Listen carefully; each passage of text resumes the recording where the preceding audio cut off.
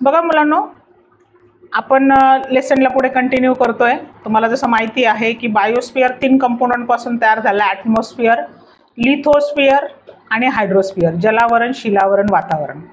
बायोजिओकेमिकल cycle operates continuously through the medium of the biosphere. बायोस्फिअरमध्ये वेगवेगळ्या प्रकारची मीडियम आहे आणि त्यांच्या थ्रू हा बायोजिओकेमिकल सायकल ऑपरेट केला जात असतो. The biosphere forms by lithosphere, atmosphere and hydrosphere. हे माहिती आहे तुम्हाला, आपलं जे बायोस्फिअर आहे ते कशा कशापासून तयार झालं आहे? लिथोस्फिअर, ॲटमॉस्फिअर, हायड्रोस्फिअर, शिलावरण, वातावरण, जलावरण. The recycling of biological, geological and chemical process of nutrients. म्हणजे आता ह्या सगळ्या पुढच्या लेसनमध्ये आपण काही बायोलॉजिकल, जिओलॉजिकल आणि केमिकल काही न्यूट्रियंट्सचं रिसायकलिंग कसं होतं त्याचा आपण अभ्यास करतोय. In this process is a complex process. आणि ही ऑब्वियसली एक जटिल आणि गुंतागुंतीची अशी एक प्रोसेस आहे जी आता आपण अभ्यासणार आहोत. ठीक आहे. This complex process depend upon the level of energy transfer in the ecosystem. Ecosystem मध्ये ज्या ज्या लेवलला एनर्जी ट्रान्सफर होते है ना, त्या प्रत्येक लेवलवरती हे कॉम्प्लेक्स प्रोसेस काम करत असते. हे आपण आधीच्या भागामध्ये बघितलं. Types of biogeochemical cycle. Basically 2 प्रकार पडतात. एक गॅसियस सायकल असतं आणि एक सेडिमेंटरी सायकल असतं. Gaseous cycle means what? And accumulation of the main biotic gaseous nutrients material is found in the earth atmosphere. पृथ्वीच्या ॲटमॉस्फिअरमध्ये वेगवेगळ्या प्रकारचे जे गॅसियस कंपोनंट आहे त्याच्या सायकलला गॅसियस सायकल असं म्हटलं जातं. तर सेडिमेंटरी सायकल म्हणजे काय? तर and accumulation of the main abiotic gaseous nutrient material is found in soil, sediments and sedimentary Roxx. जसं दगड असतात किंवा जीवाश्म असतात. काही जीवाश्म दगडांमध्ये किंवा काही धातू असतात, ते सुद्धा ह्या जीवाश्मांमध्ये आपलं दगडांमध्ये वगैरे त्यांचं अस्तित्व असतं पुरांनो. तर याला आपण सेडिमेंटरी सायकल असं म्हणू शकतो. मग गॅसेस सायकल म्हटलं की त्याच्यात काय काय इन्क्लूड करतं? नायट्रोजन, ऑक्सिजन, कार्बन डायऑक्साईड आणि वॉटर वेपर. आणि सेडिमेंटरी सायकल म्हटलं की त्याच्यात काय इन्क्लूड करतं? जसं आयर्न, कॅल्शियम, फॉस्फरस. मी जसं बोलले की खाणीमध्ये जे दगड सापडतात त्या दगडांमध्ये आयर्न, कॅल्शियम, फॉस्फरस हे असतात. The gaseous cycle is speedier cycle than the sedimentary cycle. Obviously हे गॅस पूर्ण वातावरणामध्ये मुक्त स्वरूपामध्ये असतात, म्हणून हे गॅसियस सायकल कसं आहे? स्पीडर आहे किंवा अतिशय वेगवान असं आहे. For example, if CO2 has accumulated in and area it is quickly disperse. जसं उदाहरणार्थ एखाद्या ठिकाणी तुम्ही कार्बन डायऑक्साईड साठवून ठेवला आहे, एखाद्या बाटलीत आहे किंवा काय, ती ओपन केली तर तो काय होईल? वातावरणामध्ये सोडला जाईल किंवा ॲब्झॉर्ब बाय द प्लांट्स, किंवा वनस्पती काय करतील? त्याला शोषून घेतील. ठीक आहे. आता वनस्पती ज्यावेळेला शोषून घेतात त्यावेळेला पुढच्या बऱ्याचशा प्रक्रिया कशा डिपेंड करतात ते आपण वेगवेगळ्या सायकलमध्ये बघणार आहोत. Climatic changes and human activity. जसं तुम्ही बघता किंवा अनेक वेगवेगळ्या प्रकारचे प्रदूषण आहे, हवा प्रदूषण आहे, झाडं तोडले माणसाने, किंवा गॅसेस फॉर्ममधलं प्रदूषण झालं, किंवा आपण वाहत्या पाण्यामध्ये कचरा टाकतो, हे सगळे प्रदूषणाचे प्रकार आहे. आणि ह्या सगळ्या ॲक्टिव्हिटीमुळे काय झालं आहे पोरांनो? ही जी काय आपली बायोस्फिअर आहे that speed, intensity and equilibrium of this gases. म्हणजे आपण जे पुढचे गॅसेस शिकणार आहोत त्याच्या स्पीडला, त्याच्या तीव्रतेला किंवा त्यांचं वातावरणाशी जे मिळतं जुळतं घेण्याचं जे एक स्वरूप असतं त्याच्यावरती काय झालेला दिसतो? त्याचा परिणाम झालेला दिसतो. त्याच्यातला फर्स्ट वन बघतो आपण, carbon cycle. Carbon is found in various form of the earth. Carbon वेगवेगळ्या स्वरूपामध्ये पृथ्वीवरती बघायला मिळतो. It occurs in the element form as a diamond, graphite, coal, limestone आणि ग्रॅनाइड. तुम्ही जर चित्रात बघितलं तर डायमंड आहे, ग्रॅफाइड आहे, दोघांमध्ये कार्बनचा घटक आहे. पुढे बघाल तुम्ही कोळसा आहे, लाईमस्टोन आहे आणि हा आहे ग्रॅफाइड. या प्रत्येकामध्ये कार्बन हा थोड्याफार प्रमाणामध्ये किंवा आपण ज्याला म्हणूया की त्याच्या कार्बन शिवाय ह्या घटकांची निर्मिती होऊ शकत नाही. In the combined state it is form as carbon dioxide in the atmosphere. वातावरणामध्ये बघा हा कार्बन कशा फॉर्ममध्ये? तर कंबाइंड स्टेट. तो ज्यावेळेला ऑक्सिजन आणि याच्याबरोबर कार्बन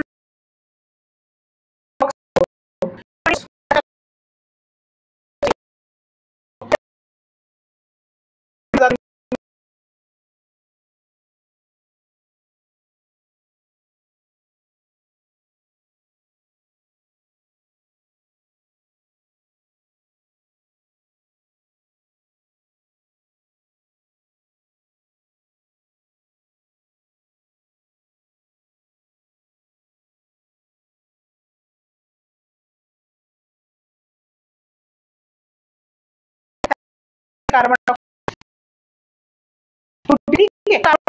हा युटिलाइज त्यावेळेला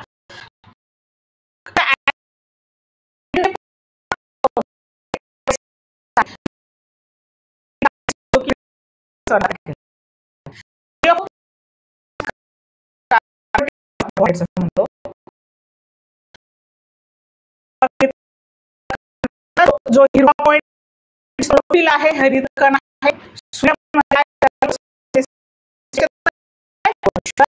प्लस O2 प्लस वॉटर म्हणजे त्याला आपण म्हणूया ऑक्सिजन तयार झाला आणि when the plants are eaten by animals carbohydrates हेच वनस्पती प्राणी खातात तर हा कार्बोहायड्रेट किंवा carbohydrates are broken down to produce energy. हे अन्न ज्या वेळेला प्राणी खातात त्यावेळेला त्यांच्या शरीरात कार्बोहायड्रेट्स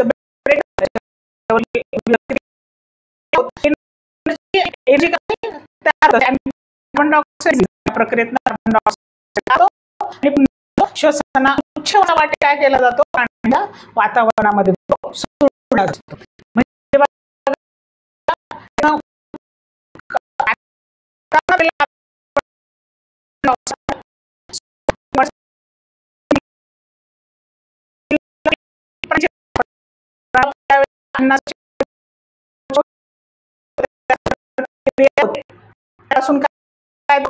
कार्बन डायऑक्साइड तयार होतो, पाणी तयार होतं आणि एटीपीच्या फॉर्म मध्ये मोठ्या प्रमाणावरती ऊर्जा बाहेर पडते.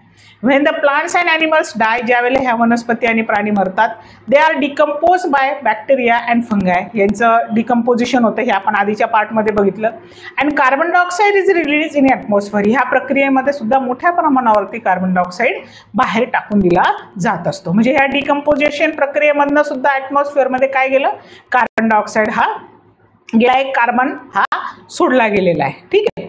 मग आता and also dead plants and animals in the soil are converted into fossil. एवढंच नाही तर जे जीवाश्म शिल्लक राहतात मातीमध्ये, ह्या जीवाश्मचं जे जीवाश्म बनतं प्राण्यांचं त्याच्यापासून काय तयार होतं, कोल, पेट्रोलियम अँड गॅस. यांच्यामध्ये सुद्धा काय आहे, मग कार्बन आहेच आहे. बरोबर आहे. जसं बघा कोल आहे, पेट्रोल आहे आणि गॅस आहे. यांचं काय केलं आपण, हे फॉसिल फ्युल्स आहे, यांना तुम्ही बर्न केलं. when these fossil fuels are burned for heating, उष्णतेसाठी ज्या वेळेला तुम्ही याला बर्न करतात, cooking, transportation and industrial process, carbon dioxide is release into atmosphere. ह्या प्रक्रियेतनं सुद्धा कार्बन डायऑक्साइड वातावरणामध्ये काय झाला पोरांनो, सोडला गेला. The circulation and the recycling of carbon. अशा पद्धतीने बघा कार्बनचं कसं सर्क्युलेशन झालं, रिसायकलिंग झालं from the atmosphere to the living organism. Atmosphere पासून लिव्हिंग ऑर्गॅनिझमकडे अँड आफ्टर देअर डेथ, आणि त्याच्या मृत्यूनंतर बॅक टू द ॲटमॉस्फिअर. हा कार्बन परत कुठं एंटर करतो, ॲटमॉस्फिअरकडे एंटर करतो.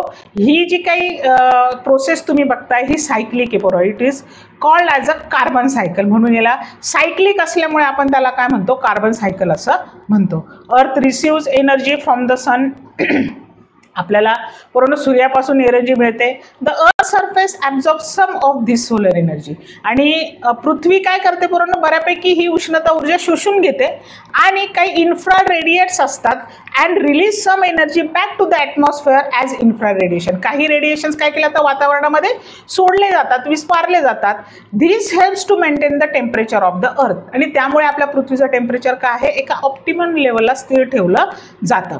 आता कार्बन डायऑक्साइड अजून काय करतं, याच्या उपर जे काही इन्फ्रारेड वातावरणामध्ये सोडले जातात ते ट्रॅप करतो carbon dioxide. Carbon dioxide trap the heat rays reflected by the earth. अर्थने जे रिफ्लेक्ट केलेले रेज आहे ते कार्बन डायऑक्साइडने काय केले पोरांनो, ट्रॅप करून घेतले. आणि याचाच इफेक्ट काय आहे, this will lead to global warming. आपण जे म्हणतो ना ग्लोबल वॉर्मिंग, तर कार्बन डायऑक्साइड जसं आपण बघतो प्रदूषणामुळे कार्बन डायऑक्साइड वाढतोय, तो जास्त एनर्जी ट्रॅप करतोय. बरोबर. त्याच्यामुळे मग पृथ्वीचं वातावरण वाढत चाललंय. नेक्स्ट आहे oxygen cycle. Oxygen is very abundant element on the earth. पृथ्वीवरती बऱ्यापैकी व्यवस्थित प्रमाणात आहे तो 21% ऑक्सिजनचं प्रमाण आहे. It is found in the element form in the atmosphere to the extent of 21%.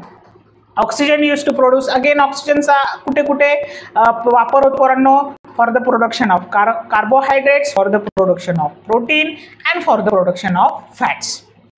Oxygen is highly reacted and is readily react with other elements and compounds. Oxygen हा खूप जास्त क्रियाशील असा घटक आहे वातावरणातला. जसं उदाहरणार्थ तुम्ही एखादं लोखंड वातावरणामध्ये ठेवून द्या, ते 1-2 दिवसामध्ये गंजतं. कशामुळे? वातावरणातल्या ऑक्सिजनमुळे. It is in the biosphere it is found as molecular oxygen, water, carbon dioxide, inorganic compounds etcetera. आता वातावरणामध्ये तो मॉलिक्युलर फॉर्ममध्ये कसा सापडतो? ऑक्सिजन म्हणजे काय? O2 म्हणजे मॉलिक्यूल झाला, वॉटर म्हणजे काय? H2O म्हणजे काय? मॉलिक्यूल झाला, आणि carbon dioxide that is CO2 म्हणजे तो काय करतोय? मॉलिक्युलर फॉर्ममध्ये आपल्याला वातावरणामध्ये बघायला मिळतो. 2 ऑक्सिजन दॅट इज O2 बरोबर, CO2 च्या फॉर्ममध्ये आहे आणि H2O म्हणजे वॉटरच्या फॉर्ममध्ये आहे. Oxygen from the atmosphere is use up in 3 processes नेमली. आता हा जो ऑक्सिजन आहे पोरांनो, हा 3 वेगवेगळ्या प्रोसेसेससाठी मेनली वापरला जातो. फर्स्ट वन इज रेस्पायरेशन, जसं वनस्पतींना सुद्धा ऑक्सिजन नेसेसरी असतो काही घटकांच्या काही प्रोसेसिंगसाठी. प्राणी तर ऑक्सिजन घेतातच, ठीक आहे, रेस्पायरेशन झालं. दुसरं आहे कंबशन म्हणजे ज्वलन. ज्वलनासाठी सुद्धा ऑक्सिजनची अत्यंत गरज असते. ज्वलन घडत नसतं पोरांनो ऑक्सिजन शिवाय. आणि तिसरं महत्त्वाचं आहे रसलिंग, करजन अँड डिकम्पोजिशन म्हणजे एखाद्या वस्तूचं क्षरण होणं किंवा ती गंजणं आणि ॲट द एंड प्राण्यांचं वनस्पतींचं डिकम्पोजिशन होणं, या सगळ्या प्रोसेससाठी ऑक्सिजन हा यूज केला जात असतो. बघा दिलाय त्यांनी, ऑक्सिजन युटिलाइज केला फॉर रेस्पायरेशन, फॉर कंबशन ज्वलनासाठी, रसलिंग और कोरोजन, आणि शेवटी कशासाठी? तर डिकम्पोजिशन म्हणजे डिकम्पोजिशन ज्या वेळेला प्राण्याचं होतं त्यावेळेला सुद्धा ऑक्सिजन काय केला जातो? युटिलाइज केला जातो. म्हणजे या 4ही प्रक्रियेसाठी आपल्याला ऑक्सिजन हा लागत असतो. ठीक आहे, कोणकोणत्या आहे त्या प्रोसेस? रेस्पायरेशन, कंबशन, रसलिंग आणि डिकम्पोजिशन.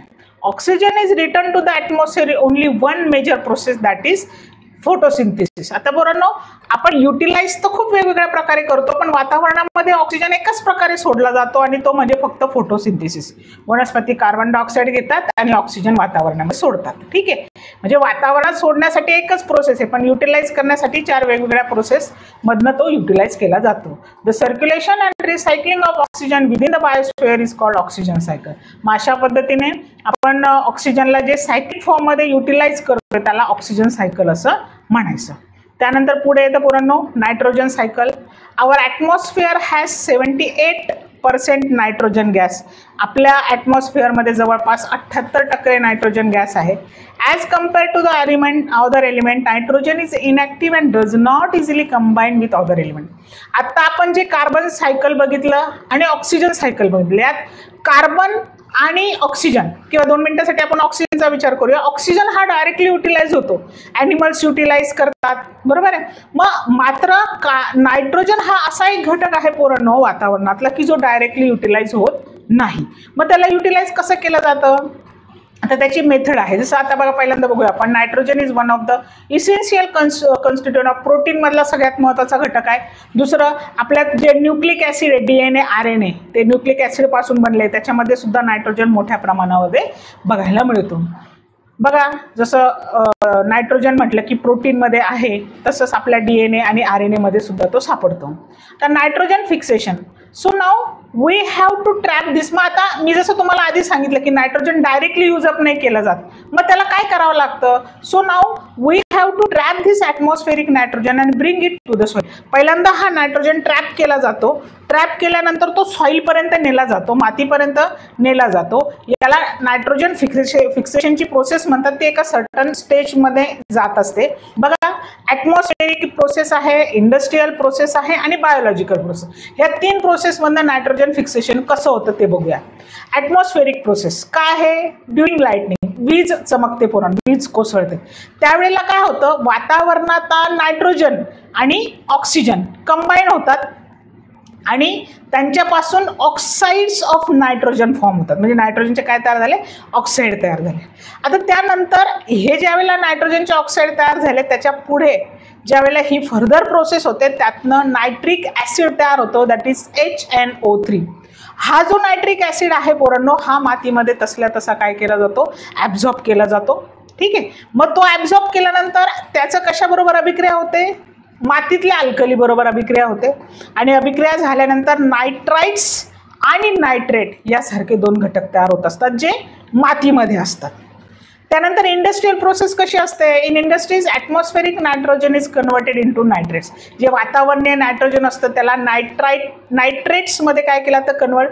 फर्टिलायझर्स तुम्ही खतं बघितले तर ही त्याच प्रक्रियेनं तयार झालेला घटक आहे.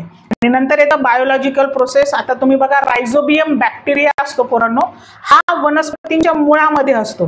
तुम्ही बघा वनस्पतींचे काही मुळं असतात त्याच्यावरती असे चित्रात जो दिसतंय गाठीसारखा प्रकार असतो.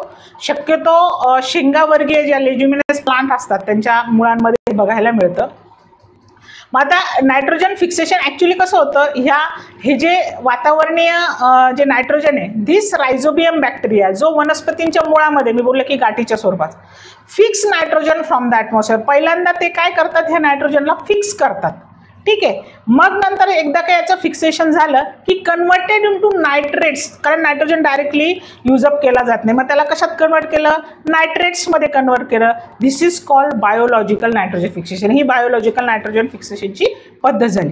पुढे काय, this nitrites and nitrates are taken up by the plants from the soil. मग वनस्पती काय करतात, हा तयार झालेला नायट्राइट्स आणि नायट्रेट मातीतनं काय करतात, शोषून घेतात आणि त्यांच्या फर्दर जे काही चयापचयाची क्रिया आहे किंवा त्यांची जी काही पुढची प्रोसेस आहे अन्न निर्मितीची त्याच्यामध्ये सुद्धा काय केला जातो, याचा नायट्राइट्स आणि नायट्रेटचा वापर केला जातो अँड कन्वर्टेड इनटू प्रोटीन. आणि शेवटी याला कशात कन्वर्ट केलं जातं, प्रोटीनमध्ये कन्वर्ट केलं जातं. आणि मग बघा वनस्पतीमध्ये हा जो प्रोटीन आलेला आहे, म्हणजे वनस्पतीत जो प्रोटीन आहे तो कोण खाणार, शाकाहारी प्राणी खाणार. ह्या शाकाहारी प्राण्यांना कोण खाणार, म्हणजे वनस्पतीमधला जो नायट्रोजन आहे तो कोणामध्ये गेला, प्राण्यांमध्ये गेला. प्राण्यांमधले जे घटक आहे ते मांसाहारी प्राण्यांमध्ये गेले. मांसाहारी प्राण्यांचं काय होणार, डिकम्पोजिशन होणार आणि एकदा का ते डाय झाले की हाच नायट्रोजन पुन्हा काय होणार आहे, वातावरणीय जे घटक आहे त्यांच्यामध्ये काय केला जातो, तो सोडला जातो. Dead bodies are decompose, their body protein are broken down into ammonia. एकदा का वनस्पती प्राण्यांचं डिकम्पोजिशन झालं पूर्ण, त्यांच्या जे प्रोटीन आहे त्या प्रोटीनचं डिकम्पोजिशन होतं, ब्रेकडाऊन होतं आणि त्याच्यापासून अमोनिया तयार होतो. याला अमोनिफिकेशन असं म्हणतात. In the soil there are nitrifying bacteria. काही मातीमध्ये नायट्रिफाय करण्याचे बॅक्टेरिया असतात, त्यांचा वापर इथे केला जातो. अमोनियापासून नायट्राइट तयार केला जातो आणि नायट्राइट पासून नायट्रेट तयार केला जातो. पूर्ण ही सगळी प्रक्रिया नायट्रिफाईंग बॅक्टेरियांमार्फत केली जाते. याला नायट्रिफिकेशन असं म्हणतात. आता ह्याच जमिनीमध्ये in the soil there are denitrifying bacteria. काही डिनायट्रिफाईंग बॅक्टेरिया जे रिव्हर्स प्रोसेस करतात असे पण काही बॅक्टेरिया आहे. जसं नायट्रेटला फ्री नायट्रोजनमध्ये काय करतात, ते कन्वर्ट करतात. ऑब्व्हियसली आता नायट्रोजन जर फ्री झाला तर तो वातावरणामध्ये मुक्त स्वरूपामध्ये सोडला जातो. ठीक आहे. हा वातावरणामध्ये सोडलेला जो नायट्रोजन आहे ह्या प्रक्रियेला डिनायट्रिफिकेशन असं म्हटलं जातं. The circulation and recycling of nitrogen gas into the form of different compounds through various biotic and abiotic process in the nature is called nitrogen cycle. मग तुम्ही नायट्रोजनचं बघितलं, वेगवेगळ्या बायोटिक कंपोनेंटने कसं त्याचं युटिलायझेशन केलं, हे ना सर्क्युलेशन केलं. त्या प्रक्रियेलाच काय म्हणता येईल तर रिसायकलिंग ऑफ नायट्रोजन गॅस असं म्हणता येईल.